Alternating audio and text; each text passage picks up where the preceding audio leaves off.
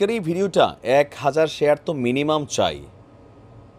দুইটা কারণে চাই। পোস্ট অফিস নিয়ে আমি আজকে দুইটা নিউজের মধ্যে প্রথম নিউজটা হচ্ছে আমাদের একজন মা পারুলা, উনি বহুত কষ্ট করে ভাই পোস্ট অফিসে কিছু টাকা জমাইছিল, আর সেই জমা টাকা কে বা কাহারা গিল্লা ফেলছে, গরিব মানুষ, আর এটা হজম করতে না পাইরা আত্মহত্যার চেষ্টা করছেন। বিস্তারিত বলবো, তবে আরেকটা বিষয় বলি, অনেক প্রবাসীরা আমরা বিদেশ থেকে একটা সামান পাঠাই, মানে মাল পাঠাই। এই দেশ থেকে বাংলাদেশে যাওয়া পর্যন্ত যত ধরনের ট্যাক্স থেকে এ টু জেড আছে সব দিয়া পাঠাই, কিন্তু মজার বিষয় হচ্ছে একটা বাক্সের মধ্যে আমি মাল পাঠাইছি 2000 টাকার। বাক্সটা বড় দেখা আমাদের পোস্ট অফিসে ইদানিং সময় একটা ভ্যাট ট্যাক্স চার্জ করে। বাংলাদেশে একটা মাল পাঠাইতে খরচ হয় 5000, এটার ভিতরে মাল আছে 10,000 টাকার। বাংলাদেশে যাওয়ার পরে স্থানীয় পোস্ট অফিসগুলোতে একটা স্লিপ ধরাই দেয় হাতে লেখা, এটাতে লেখা থাকে ভ্যাট ট্যাক্স, লেখা 7,000 8,000 টাকা দাবি করে। আমরা জানতে চাই যে এই টাকাটা আসলে সরকার কোন খাতে নেয়।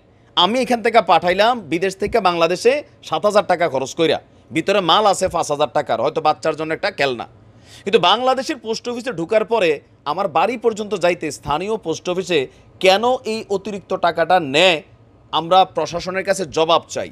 একটা কাগজ ধরাই দে, আমি স্ক্রিনে ছবিটা দিছি, আপনারা দেখছেন। এই কাগজটা আসলে কার? যাই হোক, এবার বলছি দ্বিতীয় ঘটনা। রাজশাহীর তানোর উপজেলা পোস্ট অফিসে নিজের সঞ্চয়পত্রের 2 লাখ টাকার হদিস না পেয়ে পারুল বেগম নামক একজন নারী আত্মহত্যার চেষ্টা চালান। পরে পুলিশ সহ পোস্ট অফিসের লোকজনরা তাকে থামান।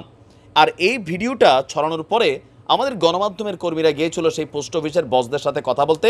এরার তো আসলে কোনো কাজই নাই, পোস্ট অফিস সেক্টরটারে বিলীন করে দেওয়া দরকার। ডাকঘরটির অস্তিত্ব নাই, এক একটা টং দোকান বিড়ির ঘর হয়ে রয়েছে। আর এই যে পোস্ট অফিসে বসে থাকা কতিপয় অসাধু কর্মকর্তা, এরার কামই হচ্ছে চুরি করা। কারণ কি, প্রবাসীদের এই যে টাকাটা 7,000 নেয়, আমি স্ক্রিনে দিছি, এটা কিসের টাকা? আমি নিজে এই বাটে পড়ছিলাম, পরে যখন ফোন দেওয়াইছি উপর থেকে, সবার তার উপরের ফোনটা নাই, বুঝছেন। 14,000 টাকা চাইছিল, পরে 400 টাকা ছাইরা দিছে, তো সবার তার উপরের ফোনের সুযোগ নাই। প্রত্যেকটা প্রবাসী ভুক্তভোগী এগুলার।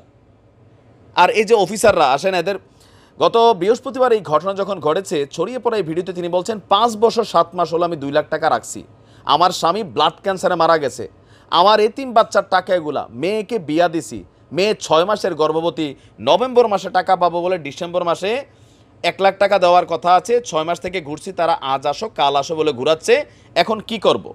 আর এটার জন্যই গলায় ফাঁস দিয়েছিল। আর তখন তারা বলছে 15 দিন পর টাকা দিয়ে দিবে, জবান দিয়েছিল কতক্ষণ আমাকে আটকায় রাখবে, হয় জেলে বসে খাবো, না হয় মরবো, মৃত্যু আমার কাছে চলে আসছে। পুলিশ স্থানীয়রা বলছেন যে এই ঘটনার পর উপজেলা পোস্ট অফিসের পোস্টমাস্টার মোকসেদ আলী কৌশলে গ্রাহকের সঞ্চয়পত্রে প্রায় 1.5 কোটি টাকা আত্মসাৎ করে গোপনে চলে যান। আর ওই পোস্টমাস্টারের প্রতারণার শিকার হয়েছেন পারুল বেগম। বহুত ঘটনা, চোরের দেশে পরিণত হয়ে যাচ্ছে আমরা কিছু কিছু সেক্টরে। এই পোস্ট অফিসগুলোর এই বন্ধ করে দেওয়া দরকার, জবাবদিহিতা না দেওয়া দরকার। আমাদের মাননীয় ডাক যিনি মন্ত্রী আছেন, প্রতিমন্ত্রী আছেন, আপনাদের দৃষ্টি আকর্ষণ করছি, প্রবাসীদের কাছ থেকে এই যে একটা সামান পাঠাইলে এই যে আপনারা ট্যাক্স নেন, এটা সম্পর্কে ক্লিয়ার করতে হবে যে 7,000 10,000 ভিতরে মাল থাকে না 2,000, এরা বাক্স যত বড় দেহে এরা টাকা তত বেশি লেখে, কয়টা সরকারে দিতে হবে। তো সরকারের সিল সম্পর্কে হাতে লেখা খালি একটা লেখা দেওয়া হইলো, মানে কি তা?